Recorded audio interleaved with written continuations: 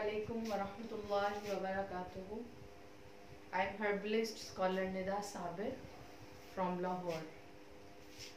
उम्मीद है कि आप सब लोग खैर आफियत के साथ होंगे। हमारे लेक्चर्स चल रहे हैं सिंपल ऑर्गेनोपैथी के बारे में। हमारा आज का लेक्चर है वरम के बारे में।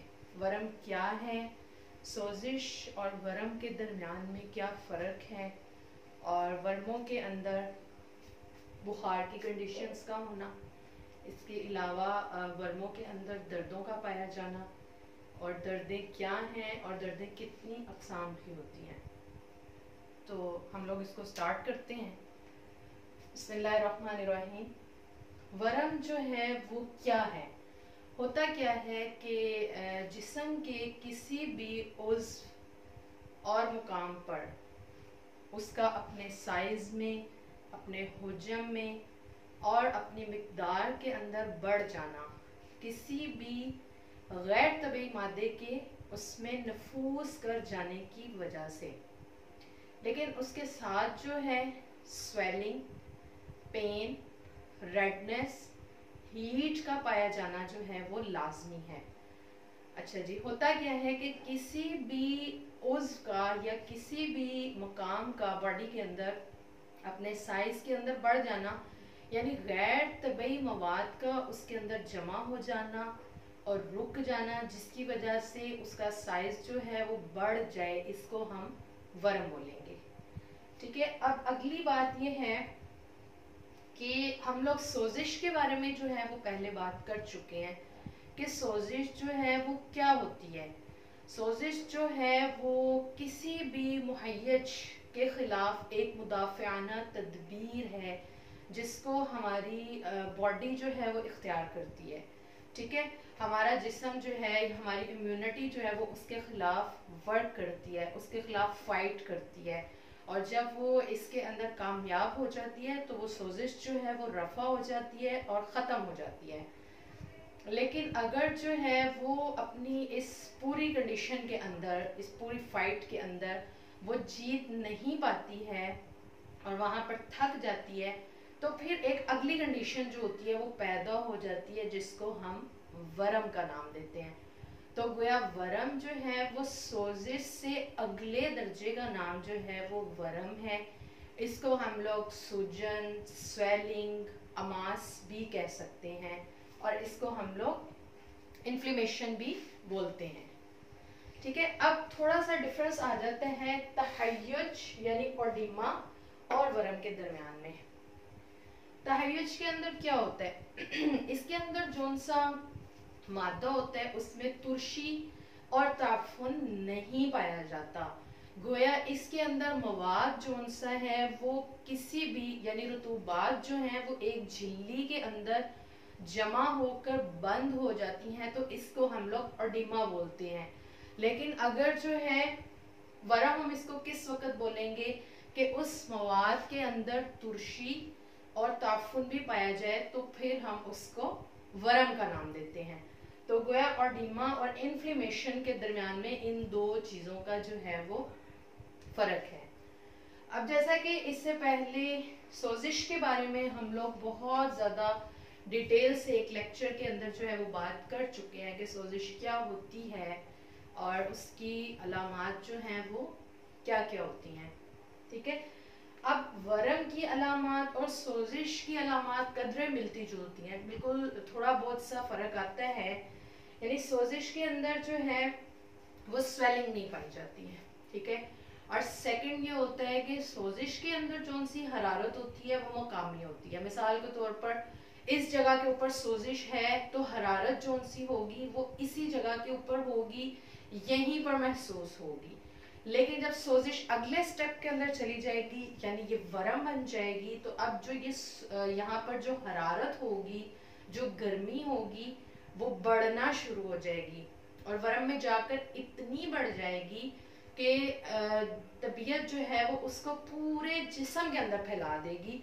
गोया एक बुखार की कैफियत जो होगी वो पैदा हो जाएगी। तो ये इन दोनों के दरमियान में फ़र्क था कि वरम के अंदर जो है स्वेलिंग भी होगी और इसके अंदर बुखार वाली कैफियत होगी। लेकिन सोजिश के अंदर जो है वो स्वेलिंग मस्ट नहीं है, उसके अंदर हरारत जो सी होती है वो मुकामी होती है। इसके अलावा वहां पर सुर्खी और गर्मी का पाया जाना जैसे सोजिश के अंदर पाया जाता है, ऐसे ही वर्मों के अंदर भी पाया जाता है। तो अब हम लोग आगे इसके बारे में बात करते हैं कि वर्म की जो अलामात हैं वो क्या क्या है। तो वर्म की अलामात में सबसे पहले हम देख लेते हैं यानी गर्मी और हरारत, हीट का पाया जाना, दर्द वहां पर पेन का होना, इसके अलावा स्वेलिंग होगी, सूजन, सुर्खी होगी, उस मकाम पर रेडनेस पाई जाएगी, और वहां पर फतूर हरकत होगा यानी लॉस ऑफ एक्शन होगा, और वहां पर बुखार की कैफियत पाई जाएगी। ठीक है।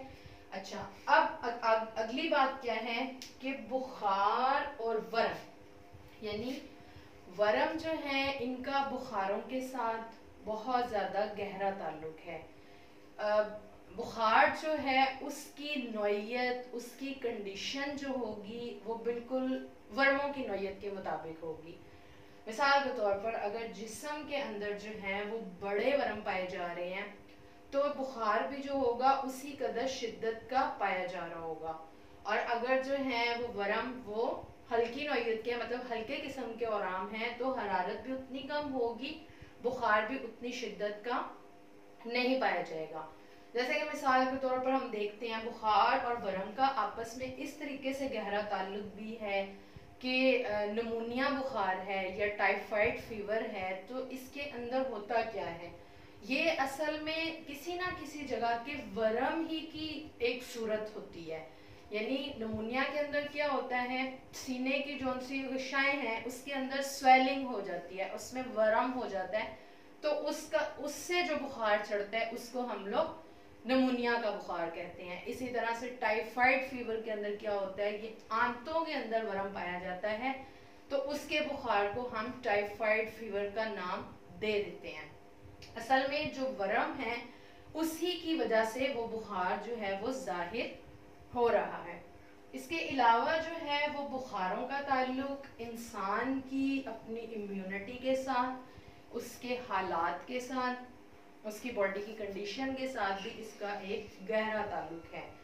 यानी एक इंसान है, एक नौजवान है और उसकी इम्यूनिटी जो है वो बहुत ज़्यादा स्ट्रॉन्ग है और जो है वो जवान है, तो उसको जो उनसे बुखार होंगे उसके बुखार शिद्दत वाले हो सकते हैं, यानी बहुत तेज़ बुखार चढ़ेगा। और ये बात जो है वो उसके अंदर लाजिम नहीं है कि उसका बुखार जो है वो उसकी मियाद कितनी होगी, वो कितने लंबे होंगे या छोटे होंगे। उसकी वजह क्या है, उसकी इम्यूनिटी भी स्ट्रॉन्ग है, इसके अलावा उसके जिस्म के अंदर हरारत की भी ज़्यादती पाई जा रही है, इसकी वजह से उसके बुखार जो होंगे वो शिद्दत के बुखार होंगे। लेकिन इसके बरअक्स अगर हम देखें तो जो छोटे बच्चे होते हैं या जो बूढ़े लोग होते हैं इनके जो बुखार होते हैं वो उस कदर शिद्दत के बुखार नहीं होते हैं। मिसाल के तौर पर हम बच्चों में खसरे का बुखार ले लें, उसकी वजह से जो बच्चों को बुखार चढ़ता है तो उसकी जो है वो मुद्दत तो लंबी हो सकती है लेकिन बुखार जो होंगे वो बहुत ज़्यादा शिद्दत के नहीं होंगे बल्कि हल्की किस्म के बुखार होंगे, बुखार की कंडीशन बहुत ज़्यादा तेज नहीं होगी।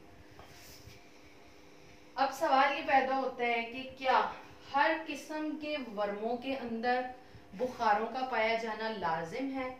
तो ये बात ज़रूरी नहीं है कि हर वर्म के अंदर जो है वो बुखार ज़रूर पाया जाए। बुखार असल में पैदा किस वक़्त होता है, जब उज़लात जो हैं उनके अंदर तहरीक आती है और वो मुतहरिक होकर कल्ब के अफ़आल के अंदर तेज़ी पैदा कर देते हैं, तो उसके सबब से जो है वो बुखार चढ़ता है। ठीक है। इसके बरअक्स अगर हम देखें तो अगर आसाब के फ़ाल के अंदर तेज़ी हो वर्मों के अंदर तो इस तरह के वर्म क्या होते हैं, वो लंबे अरसे तक लटके रहते हैं क्योंकि उसके अंदर हरारत नहीं होती है, उसके अंदर रतूबात जो है उनकी ज़्यादती पाई जा रही होती है जिसकी वजह से वो वर्म अक्सर लंबे हो जाते हैं। और इस किस्म के वर्मों को अमूमन जो है वो अतिब्बा कराम सर्द वर्म यानी बलगमी किस्म के औराम में उसको शुमार करते हैं।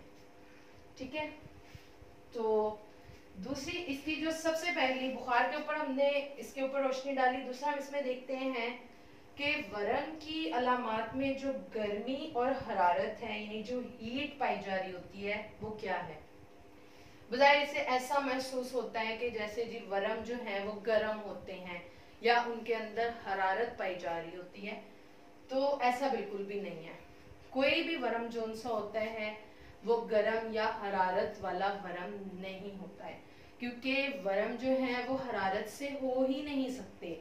अगर हरारत जो है वो किसी जगह के ऊपर कायम होगी और वहां पर पाई जा रही होगी, तो वहां पर वरम क्या, वहां पर तो सोजिश भी वाकई नहीं हो सकती है। तो इसलिए कोई भी वरम जो सा होता है वो गर्म हार वरम नहीं होता है।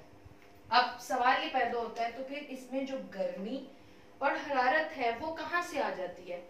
तो वो गर्मी और हरारत जो है असल में उस वरम की जगह पर तबीयत जो है वो हर तरफ से खून को खींचकर उस उज़्व की तरफ लेकर आ रही है जिस जगह पर वो वरम पाया जा रहा है, ताकि वहां पर उस खून को खींच कर लाकर वहां पर वो उसका इलाज करे।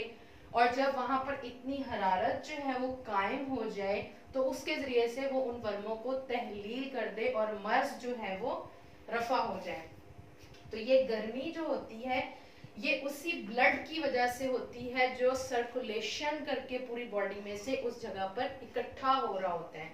और इस ट्रीटमेंट के जरिए से तबीयत हमें यही समझा रही है कि वर्मों का इलाज कभी भी सर्द और मुसक्कन अद्वियात के जरिए से नहीं होगा, बल्कि ये उसके लिए मौत है।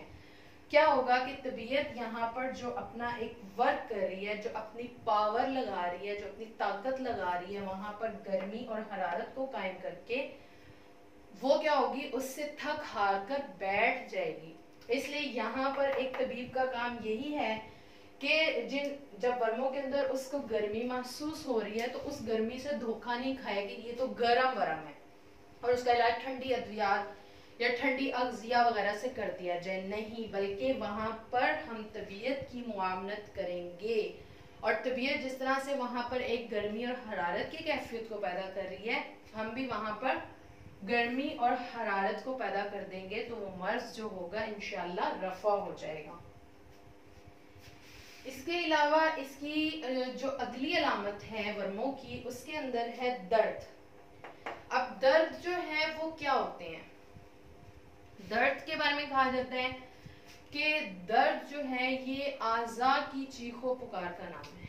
ठीक है, अब दर्द जो है वर्मों के अंदर अगर दर्द नहीं पाया जा रहा तो क्या होगा, मरीज जो है वो अपने मर्ज से लापरवाही इख्तियार करेगा, बिल्कुल परवाह नहीं करेगा, अपने इलाज की तरफ तवज्जो नहीं करेगा और फिक्र नहीं करेगा। जब उसको वहां पर दर्द का एहसास होता है तो वो अपने इलाज के लिए दौड़ता है, अपनी तकलीफ को दूर करने की कोशिश करता है कैसे वो इस दर्द से जो है वो आराम में आ जाए। तो दर्द का वरम वाले मुकाम पर पाया जाना ये हमें क्या बताता है, ये हमें ये चीज बता रहा है कि वहां पर सबबे मर्ज कायम है। जब तक उस जगह पर पेन है, डेट्स मीन वहां पर अभी सबबे मर्ज कायम है। तो यहाँ पर हमने इलाज उसका क्या करना है, हमने यहाँ पर पेन किलर से उसका इलाज नहीं करना, हमने वहां पर उस अज़ा को सुन करके उसका इलाज नहीं करना। मिसाल के तौर पर एक आदमी को जो है वो कील चुभ जाता है, कोई कांटा चुभ जाता है, अब हमारा यहाँ पर क्या काम बनता है, अगर हम वहां पर कील या कांटा निकाले बगैर ही उसके दर्द को सुलाने की दवाएं देते रहें कि उसका दर्द सोया रहे और उसके महसूसात बिल्कुल खत्म हो जाए, तो एक वक्त आएगा कि जो तबीयत वहां पर एक काम कर रही थी वो भी वो काम नहीं करेगी और वो मर्ज कभी भी रफा नहीं होगा। बल्कि यहाँ पर काम क्या बनता है कि यहाँ पर पहले उसका जो मर्ज का सबब है उसको हम रफा करने की कोशिश करें। जब उसके सबब मर्ज को हम रफा कर देंगे तो उसका जो पेन है, उसकी जो दर्द है, वो वहां से खुद ब खुद खत्म हो जाएगी। अब दर्दों की जो है वो हकीकत क्या है, दर्द क्या है, दर्द क्यों पैदा होते हैं, ठीक है। तो इसको हम इस तरह से समझते हैं, होता क्या है कि जो वरम वाली जगह होती है वहाँ पर जौन सी हमारी उरूके शारिया होती हैं, जो वहाँ पर कैपिलरीज होती हैं, उसके अंदर जब ब्लड सर्कुलेशन जो है वो बढ़ जाता है और वो हद एतदाल से भी ज़्यादा हो जाता है, तो उसके बाद जो खून का पानी यानी प्लाज्मा होता है वो भी वहाँ पर अपना त्रश्य जो है वो बढ़ा देता है। अब जब वहाँ पर ब्लड सर्कुलेशन और रतूबात यानी प्लाज्मा का त्रश्य जो है वो बढ़ जाता है, तो उन उरूके शारिया के ऊपर जो पूरा एक आसाब का एक चैनल होता है, जो एक जाल बिछा हुआ होता है, वो उस ब्लड सर्कुलेशन के प्रेशर की वजह से दबते हैं और दबाव की वजह से वो तनाव का शिकार होते हैं और खिंच जाते हैं, जिसकी वजह से वहां पर दर्द और पेन का एहसास पाया जाता है। इसी को हम लोग जो है वो दर्द बोलते हैं। अच्छा, दूसरा ये कि दूसरे अल्फाज में हम इस तरह से कह सकते हैं कि दर्दों का ताल्लुक जौन सा है वो खून की और रतूबात की कमी बेशी से भी है, यानी जहाँ पर ब्लड सर्कुलेशन जो होगा वो बहुत ज़्यादा होगा, वहाँ पर मतलब सख्ती ज़्यादा पाई जाएगी, तो वहाँ पर पेन भी ज़्यादा होगा। और जहाँ पर रुतूबात जो होंगी वो ज़्यादा होंगी, वहाँ पर पेन हमें कम महसूस होगा, वहाँ पर हमें बोझलपन और भारीपन जो है वो ज़्यादा फील होगा। तो गोया दर्द जो है वो इस तरीके से वहाँ पर पैदा होता है। दूसरा ये कि अगर दर्द जो है वो किसी सख्त मतलब ऐसे मुकाम के ऊपर है जिसमें ज़रा सख्ती पाई जा रही होती है, तो वहाँ पर हमें दर्द महसूस भी ज़्यादा होता है। और अगर किसी ऐसे अज़ा के अंदर है जिसमें नरमी पाई जा रही होती है, तो वहाँ पर हमें जो एक दर्द और तकलीफ का एहसास है वो भी कम पाया जा रहा होता है, ठीक है। इसके अलावा बहुत सी पेन्स जो होती हैं वो ऐसी भी होती हैं जिनका मरकज़ तो कुछ और होता है, लेकिन वो महसूस हमें कहीं दूर होती हैं। मिसाल के तौर पर लिवर का पेन हो गया या जो है स्प्लीन का पेन हो गया, तो ये महसूस अमूमन शोल्डर्स के दरमियान में भी होता है, ठीक है। इसी तरह से औरतों के अंदर यूट्रस का पेन हो गया, इसमें अक्सर औरतों को जो है वो सर में भी दर्द महसूस होता है, इसके अलावा कमर में दर्द महसूस होता है, ठीक है। इसके अलावा किडनीज का पेन हो गया, अब है किडनीज का पेन, लेकिन उसकी क्या है, उसकी दर्द जो है हमें रानों तक और बाजू का जो हमें पाँव तक भी महसूस होती है। तो इसी तरीके से हम यहाँ पर कह सकते हैं कि जो दर्द हैं इनका ताल्लुक जो है वो जिस तरह से बुखारों और वर्मों का ताल्लुक तो इस तरीके पे था कि अगर जो वरम है वो बड़ा है तो बुखार भी शिद्दत का है, या नरम जगह पर है तो बुखार भी शिद्दत का है। लेकिन अगर वरम जो है वो छोटे हैं तो हरारत कम है, उसकी वजह से बुखार भी छोटी किस्म मतलब उतनी शिद्दत के नहीं है। लेकिन दर्दों के अंदर क्या होगा कि इस दर्दों का ताल्लुक जो होगा वो वर्मों के छोटे या बड़े होने से नहीं होगा, बल्कि इसका ताल्लुक जो है वो वर्मों की सख्ती और नरमी के साथ पाया जा रहा होगा। यानी अगर नरम किस्म के वर्म होंगे तो दर्द का एहसास हमें कम होगा, और अगर जो है वो हार्ड किस्म के सख्त किस्म के वर्म हैं तो उसके अंदर दर्दें जो होंगी वो हमें ज़्यादा महसूस होंगी। या हम ये कह सकते हैं कि जहाँ पर स्वेलिंग ज़्यादा होगी वहाँ पर हमें दर्दें कम महसूस होंगी, क्योंकि वहाँ पर रतूबात की सिक्रेशन ज़्यादा होगी। और जहाँ पर स्वेलिंग कम होगी, सुकेड़ ज़्यादा होगा, उज़लातियत ज़्यादा होगी, वहाँ पर हमें पेन भी ज़्यादा महसूस होगी, ठीक है। तो दर्दों की अक़साम जो है वो कितनी होंगी, तो दर्दों की जो है वो 3 अक़साम बनेंगी, ठीक है। एक तो होंगे आसाबी दर्द, दूसरे होंगे गुद्दी दर्द और तीसरे होंगे उज़लाती दर्द। अब जो उनसे आसाबी दर्द होते हैं ये दर्दें अमूमन जो हैं वो सबसे ज़्यादा महसूस होती हैं, क्योंकि जितने भी हमारे महसूसात हैं इनका ताल्लुक आसाब के साथ है। आसाब जो है वो इसको सबसे ज़्यादा महसूस करते हैं। तो जितनी भी आसाबी दर्दें होती हैं ये बहुत ज़्यादा महसूस होती हैं। इनके अंदर बेचैनी की कैफियत बहुत ज़्यादा होती है, इनके अंदर जो है वो बाज़ों का जिल्द के ऊपर ख़ारिश की कैफियत बहुत ज़्यादा होती है, और समटाइम जो है बेहोशी तक की भी मरीज के अंदर कैफियत पेश आ जाती है। लेकिन जो गुद्दे दर्द होते हैं वो अमूमन टीसदार होते हैं, टीस के साथ जो है वो महसूस होते हैं, ठीक है। और जितने भी उजलाती किस्म के दर्द होते हैं वो बिल्कुल सुई की तरह से चुभने वाले या इंसान को मरोड़ तरोड़ देने वाले दर्द होते हैं। जैसे हड्डियों का दर्द कभी हो तो किस तरह का दर्द होता है कि बिल्कुल जो है वो इंसान को मरोड़ तरोड़ के रख देता है, तो ये वाले दर्द जो होते हैं वो उजलाती दर्द होते हैं, ठीक है। इसके अलावा इसकी सूरतें इस तरीके पर भी बन सकती हैं कि जोन से अगर हम आराम और सुकून की हालत में बैठे हुए हैं तो उस वक़्त में हमें दर्द पेन महसूस हो रहा है, क्योंकि हमारा ध्यान ज़्यादा हर चीज़ से हम फारिग हैं और हमारा ताल्लुक हमारा ज़्यादा जो है महसूसात की तरफ हमारा ध्यान है, तो हम दर्दों को ज़्यादा महसूस करते हैं। लेकिन उठ के हम किसी कामकाज में लग जाएं, हमारा ध्यान बट जाता है, उस वक़्त में दर्दों में हमें रिलीफ महसूस हो तो इस किस्म के दर्दों को हम आसाबी दर्दें बोलेंगे, ठीक है। और अगर काम काज करते वक्त हमें बहुत तकलीफ बहुत पेन महसूस हो रहा है लेकिन हम आकर लेट जाते हैं, रेस्ट करने लग जाते हैं या जो है आराम से आकर बैठ जाते हैं तो दर्दों को हमें आराम महसूस होता है। तो इस किस्म के जौन से दर्द होंगे वो गुद्दी दर्द होंगे।